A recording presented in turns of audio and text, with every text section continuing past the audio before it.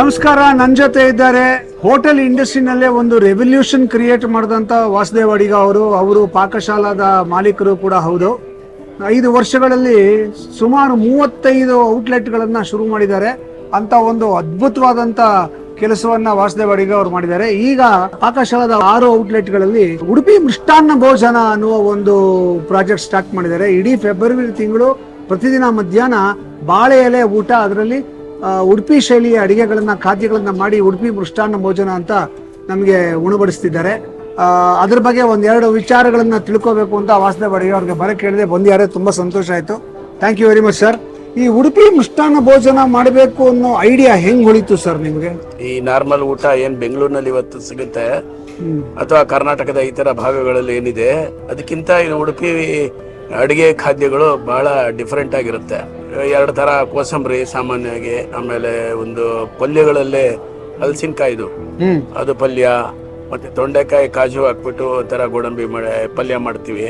ಅಪ್ಪಿ ಪಾಯಸ, ಪರಡಿ ಪಾಯಸ ಅಂತ, ಆಮೇಲೆ ಅವಲಕ್ಕಿನಲ್ಲಿ ಪಾಯಸ ಮಾಡ್ತೀವಿ, ಬಹಳ ಚೆನ್ನಾಗಿರುತ್ತೆ. ಹೆಸರು ಬೇಳೆ ಹಲಸಿನ ಹಣ್ಣು ಹಾಕ್ಬಿಟ್ಟು ಪಾಯಸ ಮಾಡ್ತೀವಿ.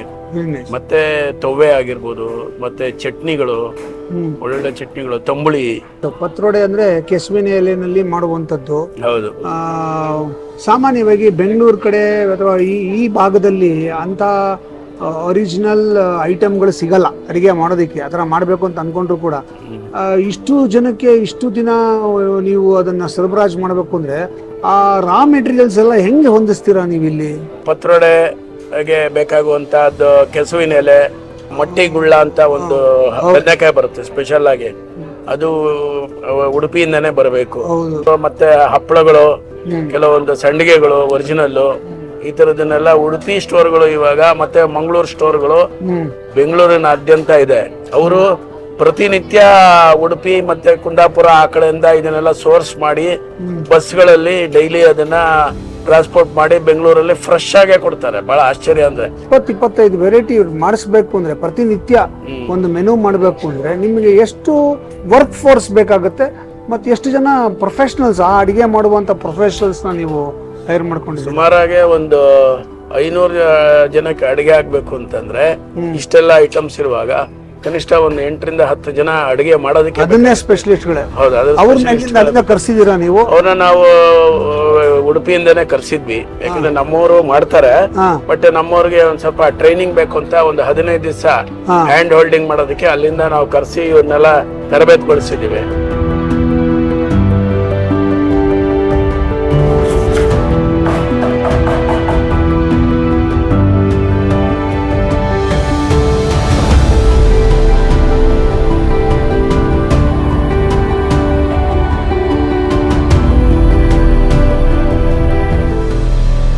ಇವತ್ತು ನಾನು ಪಾಕಶಾಲಾಗೆ ಬಂದಿದ್ದೀನಿ. ಪಾಕಶಾಲಾದಲ್ಲಿ ಉಡುಪಿ ಮೃಷ್ಟಾನ್ನ ಭೋಜನ ಮತ್ತೆ ಸ್ಟಾರ್ಟ್ ಮಾಡಿದ್ದಾರೆ.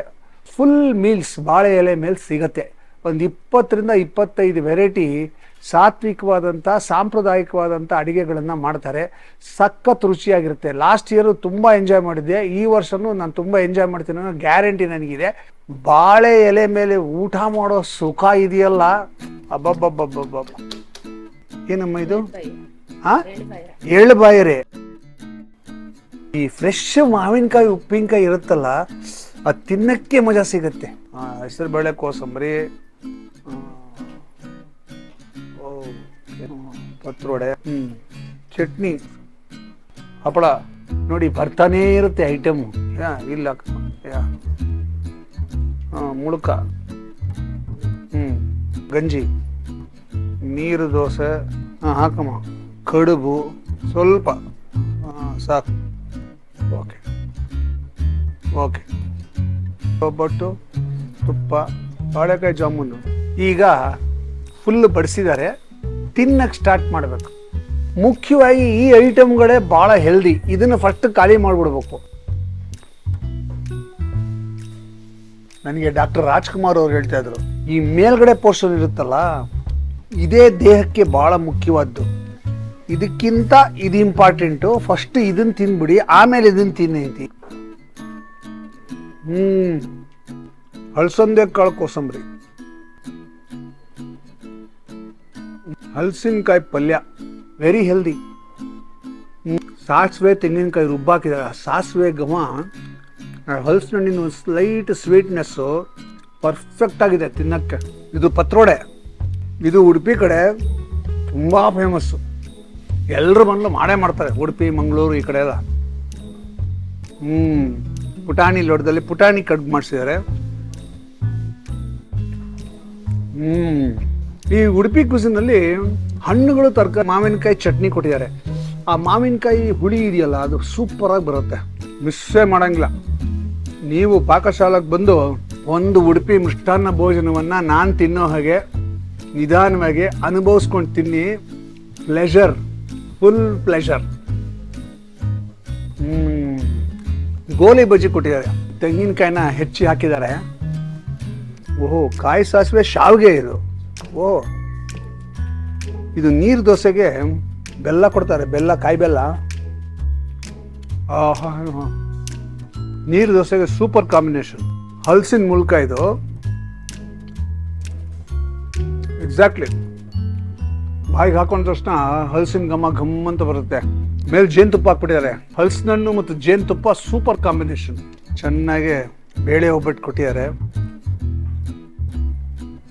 ಇದು ಕ್ಯಾಪ್ಸಿಕಮ್ ಸಾಸಿವೆ ಅಂತ. ಮೆಂತ್ಯ ತಂಬುಳಿ ಹಾಕಿದ್ದಾರೆ ಫಸ್ಟು. ಇವತ್ತು ಇವರು ಕಾಯಿ ಹಾಲಿನಲ್ಲಿ ಗಂಜಿ ಮಾಡಿದ್ದಾರೆ.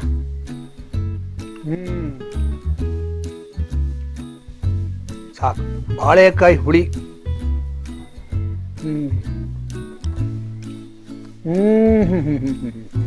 ಅದ್ಭುತವಾದ ಸಾಂಬಾರು.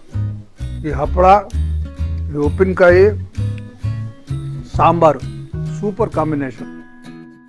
ಸಾಕಮ್ಮ, ಸಾಕು ಸಾಕು ಸಾಕು, ಸೂರಾಕಮ್ಮ, ಸಾಕು ಸಾಕು ಸಾಕು. ಆಗಲೇ ಜೀರಿಗೆ ಮೆಣಸಿನ ಘಮ್ ಅಂತ ಬರ್ತಿದೆ. ಒಂದು ಒಳ್ಳೆ ಸಾರನ್ನ ತಿಂದ್ಬಿಟ್ರೆ ಅದು ಸಿಗೋ ಖುಷಿ ಇನ್ಯಾವ್ದ್ರಲ್ಲೂ ಸಿಗಲ್ಲ. ಇವತ್ತು ವಿಶೇಷವಾಗಿ ಬಾಳೆಹಣ್ಣು ಜಾಮೂನ್ ಮಾಡಿದ್ದಾರೆ. ನೇಂದ್ರ ಬಾಳೆಹಣ್ಣು ಸಾಫ್ಟ್ ಆಗಿದೆ. ಸಕ್ಕರೆ ಪಾಕ ಚೆನ್ನಾಗಿ ಹೀರ್ಕೊಂಡ್ಬಿಟ್ಟಿದೆ. ಅದು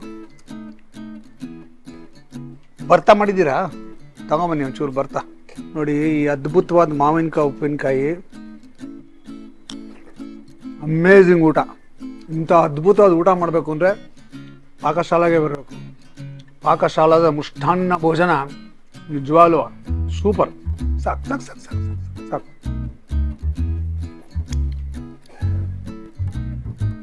ಬಾಳೆಹಣ್ಣು ಬಂತು, ಬೀಡ ಬಂತು, ಅಲ್ಲಿಗೆ ಊಟ ಫಿನಿಶ್. ಉಡುಪಿ ಶೈಲಿಯ ಮೃಷ್ಟಾನ್ನ ಭೋಜನ ಮಾಡಬೇಕು ಅಂದರೆ ಬರಬೇಕಾಗಿರೋ ಏಕೈಕ ಜಾಗ ಅಂದರೆ ಪಾಕಶಾಲಾ.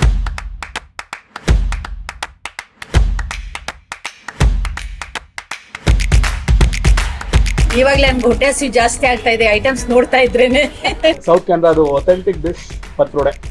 ಆ ಒಂದು ಉಡುಪಿಯ ಅಥೆಂಟಿಕ್ ಟೇಸ್ಟ್ಗೆ ಪ್ರಾಮಿನೆನ್ಸ್ ಕೊಡ್ತಾರೆ. ಮುಳ್ಕ ನೋಡಿ, ಹಲಸಿನ ಹಣ್ಣನ್ನು ಮಾಡೋದು, ರಾಗಿ ಹಲ್ವಾ ಇದೆ, ಸೊ ಇದು ಕಾಯಿ ಹಾಲು ಗಂಜಿ, ಅಪ್ಪೆ ಪಾಯಸ ಇದೆ. ಶುಚಿಗೆ ಮತ್ತೆ ರುಚಿಗೆ ತುಂಬಾ ಪ್ರಾಮಿನೆನ್ಸ್ ಕೊಡ್ತಾರೆ. ಎಲ್ಲ ಊರ್ ಬಂದಿದ್ದು ಒಳ್ಳೆ ಟೇಸ್ಟ್ ಇತ್ತು. ಸರ್ವಿಸ್ ಬಂದು ಅವರು ಒಂದೊಂದು ಐಟಮು ಏನಿದೋ ಯಾವ ಐಟಮು ಅದು ಡೀಟೇಲ್ಸ್ ಕೊಟ್ಟು ನಮಗೆ ತುಂಬ ಖುಷಿ ಆಯಿತು. ನನ್ನ ಪ್ರಕಾರ this is the best authentic mrishtanna bhojana of our Malenadu and Udupi side.